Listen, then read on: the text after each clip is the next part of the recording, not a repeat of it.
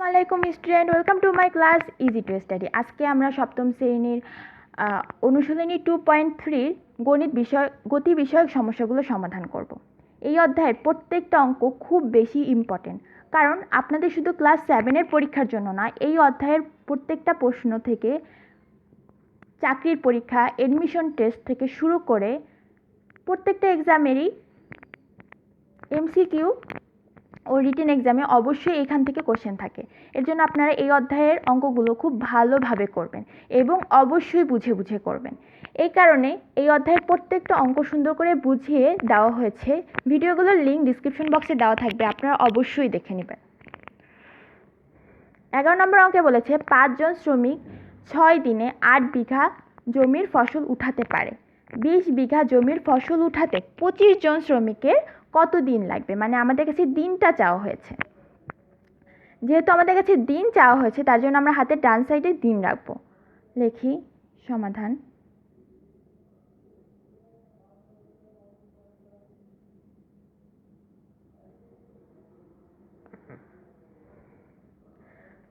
আমরা দিনটা যদি হাতে ডান সাইডে লিখি, তাহলে আমরা ঘুরিয়ে লিখতে পারি 8 বিঘা জমির ফসল উঠাতে 5 জন শ্রমিকের সময় লাগে 6 দিন।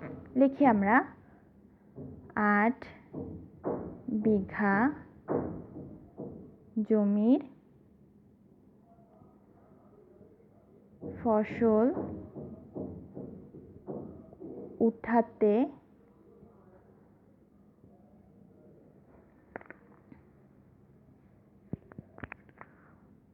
5 জনের লাগে 6 দিন। অতএব 8 বিঘা জমির ফসল উঠাতে 1 জনের লাগে।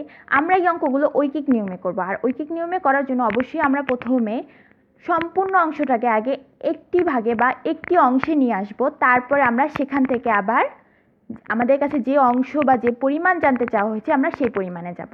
তাহলে 8 বিঘা জমির ফসল উঠাতে একজনের সময় লাগে। অবশ্যই 8 বিঘা জমির ফসল যদি একজন উঠায়, অবশ্যই 5 জনের থেকে বেশি লাগবে, আর বেশি মানে হচ্ছে গুণ 6 গুণ 8 দিন। অতএব দিচ্ছি। এখন আমরা 1 এনেছি, আমাদের একক সংখ্যায় আনতে হবে। তাহলে আমরা এখন আবার লিখতে পারি 1 বিঘা জমির ফসল উঠাতে 1 জনের লাগবে। দেখেন, একটু খেয়াল করার বিষয় আছে। 8 বিঘা জমি একজন যে কয়দিনে উঠাতো, 1 বিঘা জমি মানে এখন বিঘার পরিমাণ মানে জমির পরিমাণ কমে গেছে। একদিনের অবশ্যই 8 বিঘার থেকে 1 বিঘার কম লাগবে সময়। এর জন্য আমরা এখানে ভাগ দিয়ে দিব, 6 গুণ 8 দিন।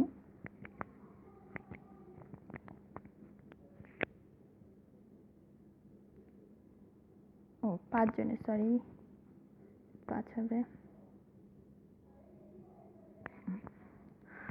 তাহলে আমাদের 1 বিঘা জমির ফসল উঠাতে একজনের সময় লাগবে হচ্ছে 6 গুণ 5 ভাগ 8 দিন। এখন আমাদের কাছে প্রশ্নে জানতে চাওয়া হচ্ছে 20 বিঘা জমির ফসল উঠাতে 25 জন শ্রমিকের কত দিন লাগবে? তাহলে আমরা লিখি অতএব 20 বিঘা জমির ফসল উঠাতে 1 জনের সময় লাগবে। এখানে একটু খেয়াল করেন, আমরা আগে এটা লিখে নিই, 6 গুণ 5 8। একজনের 1 বিঘা জমি একজনের উঠাতে ফসল কাটতে যে সময় লাগবে, 20 বিঘাতে অবশ্যই তার থেকে বেশি লাগবে। এজন্য আমরা পাশে গুণ দিয়ে দিব। অতএব আবার 20 বিঘা জমি ফসল উঠাতে আমাদের কাছে জানতে চেয়েছিল 25 জন। 25 জনের সময় লাগবে 6 গুণ 5 গুণ 20 8। অবশ্যই 25 জনের এর থেকে কম সময় লাগবে। একজনে যা উঠাবে 25 জনে অবশ্যই কম সময় উঠাতে পারবে। এর জন্য আমরা ভাগ দিয়ে দিব। এখন আমরা কাটাকাটি করতে পারি। কাটাকাটির ক্ষেত্রে সহজ হিসাব, 5কে আমরা 25 দ্বারা কাটলে হচ্ছে 5, 5 থেকে 20কে কাটলে হচ্ছে 4, 4কে কাটলে হচ্ছে 2, 2কে 6 দ্বারা কাটলে হচ্ছে 3, অতএব 3 দিন। তাহলে 25 জন শ্রমিকের 20 বিঘা জমির ফসল উঠাতে 25 জনের লাগবে 3 দিন। উত্তর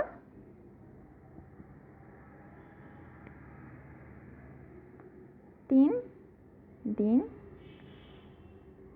সময় লাগবে।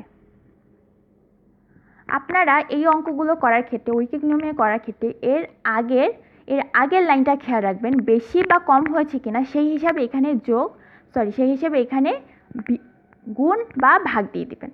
আগের লাইনটা সবসময় আপনারা আগের লাইনে এর উপরের লাইনটাতে খেয়াল করবেন যে কার থেকে বাড়ছে কি কমছে।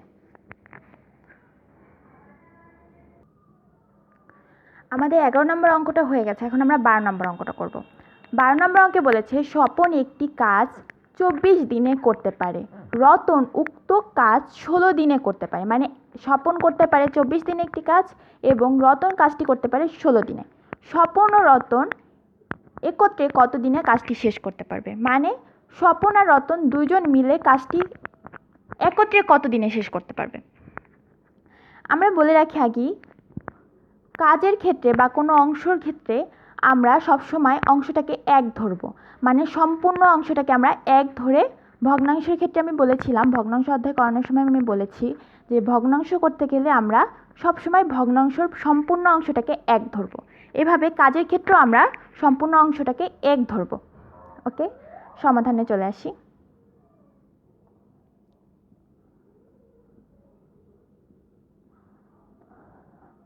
স্বপন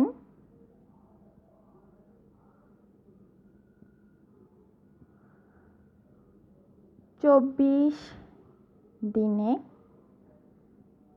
করে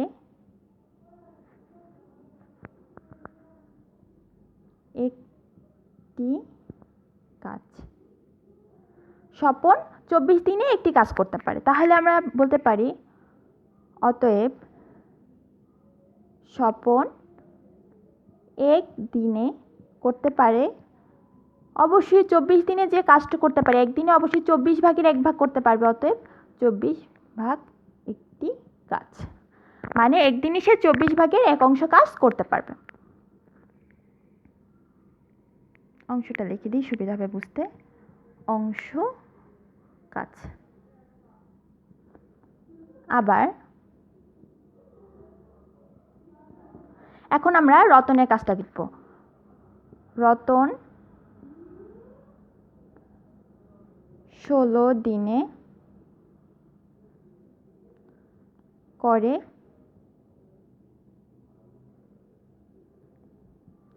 একটি কাজ, অতএব রতন 1 দিনে করে, অবশ্যই 16 দিনে রতন একটি কাজের যতটুকু করে একদিনে অবশ্যই 16 দিনে কাজের 1 অংশ করতে পারবে। অংশ কাজ। তাহলে আমাদের কাছে জানতে চাওয়া হচ্ছে রতন ও স্বপন একত্রে কাজটা কিভাবে করবে বা একত্রে কতদিনে কাজটা শেষ করতে পারে। তাহলে আমরা লিখি অতএব স্বপন ও রতন একত্রে 1 দিনে করে। একদিনে স্বপন আর রতন একত্রে কাজটা করতে পারবে। একদিনের কাজটা স্বপনের একদিনের কাজ আর রতনের একদিনের কাজটা আমরা যোগ করে দিব, যোগ 1 অংশ। ভগ্নাংশ যোগের ক্ষেত্রে আমরা অবশ্যই লসাগু করে নিব। 24 আর 16 লসাগু হচ্ছে 48। 48 থেকে 24 দ্বারা ভাগ করলে হচ্ছে 2, 24 একে 24, 24 দুগুণে 48, 48 2-এর সাথে 1 গুণ করলে হচ্ছে 2, যোগ 16কে 48 দ্বারা ভাগ করলে হচ্ছে 3, 3-এর সাথে 1 গুণ করলে হচ্ছে 3 হয় অংশ। অতএব 48-এর 5 অংশ। স্বপন ও রতন একত্রে 48 ভাগের 5 অংশ তারা কাজ করে একদিনে। আমাদের কাছে জানতে চাওয়া হয়েছে স্বপন ও রতন কত দিনে কাজটি সম্পূর্ণ শেষ করতে পারবে। সম্পূর্ণ শেষ করতে হলে আমরা এই কথাটাকে একটু উল্টিয়ে দিব।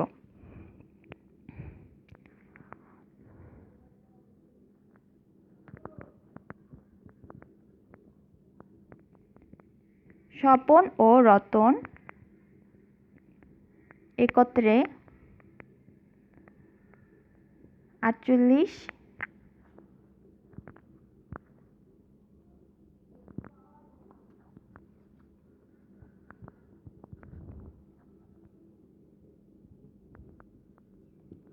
অংশ কাজ করে এক দিনে। অতএব স্বপন ও রতন একত্রে এক বা সম্পূর্ণ অংশ কাজ করে। আমাদের কাছে যে ভগ্নাংশটা এসেছে, এইখানে এই সাইডে যদি ভগ্নাংশ থাকে অবশ্যই আমরা সাইড চেঞ্জ করতে গেলে ভগ্নাংশটা উল্টিয়ে দিব। ভগ্নাংশ উল্টিয়ে দেওয়ার ক্ষেত্রে 48 ছিল নিচে, মানে হর ছিল, যেটা হরকে আমরা লব বানিয়ে দেব, লবকে আমরা হর করে দেব। তাহলে হর ছিল আমাদের 48, সেটা আমরা লব করে দিচ্ছি, এবং 1 ছিল আমাদের লব, সেটাকে আমরা হর করে দিচ্ছি। আর এই যে একদিনে এটা আমরা উপরে গুণ দিয়ে দিব। 1 থেকে 1 কাটা গেলে 1 থাকছে 48। সরি, এখানে 1 না 5 হবে, আর নিচে 5। হ্যাঁ, 5কে 48 দ্বারা ভাগ করলে হয়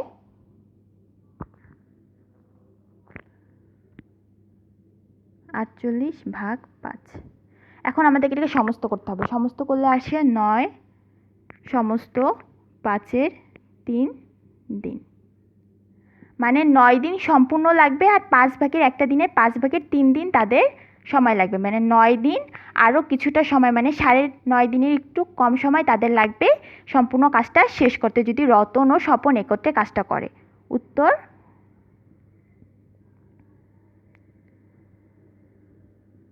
9 সমস্ত 5-এর 3 দিন সময় লাগবে।